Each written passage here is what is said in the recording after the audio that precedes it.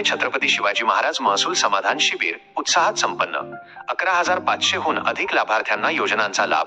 महाराष्ट्र शासनाच्या महसूल व वन विभागाच्या वतीने सिल्लोड येथे आयोजित करण्यात आलेले छत्रपती शिवाजी महाराज महसूल समाधान शिबिर उत्साहात पार पडले. या शिबिरात विविध शासकीय योजनांचा लाभ 11,500हून अधिक लाभार्थ्यांना देण्यात आला.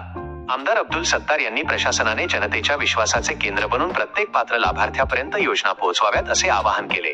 सिल्लोड शहरातील डोंगरगाव फाटा येथील स्वस्तिक लॉन्स येथे आयोजित शिबिराचे उद्घाटन आमदार अब्दुल सत्तार यांच्या हस्ते झाले. महसूल, ग्रामविकास, कृषी, वन, पशुसंवर्धन, एकात्मिक बाल विकास, नगर परिषद आदी विभागांच्या विविध योजनांअंतर्गत लाभार्थ्यांना प्रातिनिधिक स्वरूपात लाभांचे वितरण करण्यात आले. यावेळी बोलताना आमदार अब्दुल सत्तार यांनी प्रशासनाने पारदर्शक, संवेदनशील आणि तत्पर सेवा देत जनतेचा विश्वास जपावा असे सांगितले.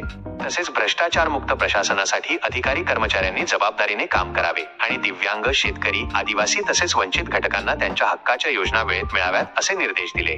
प्रलंबित पीक विमा दाव्यांचा प्रश्न विधिमंडळात मांडून शेतकऱ्यांना न्याय मिळवून देण्यासाठी पाठपुरावा करण्यात येईल अशी ग्वाहीही त्यांनी दिली.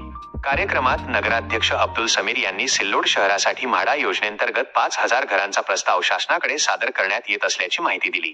यावेळी विविध विभागांनी उभारलेल्या शासकीय स्टॉलची पाहणी करण्यात आली. महिला बचत गटांच्या उत्पादनांना प्रोत्साहन देण्यासाठी मान्यवरांनी खरेदीही केली. कार्यक्रमाला उपविभागीय अधिकारी प्रवीण फुलारी, तहसीलदार अंकिता ताकभाते, तहसीलदार मनीषा मेने, गटविकास अधिकारी रत्नाकर पगार, विविध विभागांचे अधिकारी, लोकप्रतिनिधी, लाभार्थी आणि नागरिक मोठ्या संख्येने उपस्थित होते. एसटी न्यूज प्रतिनिधी श्याम ठाकूर, छत्रपती संभाजीनगर, सिल्लोड.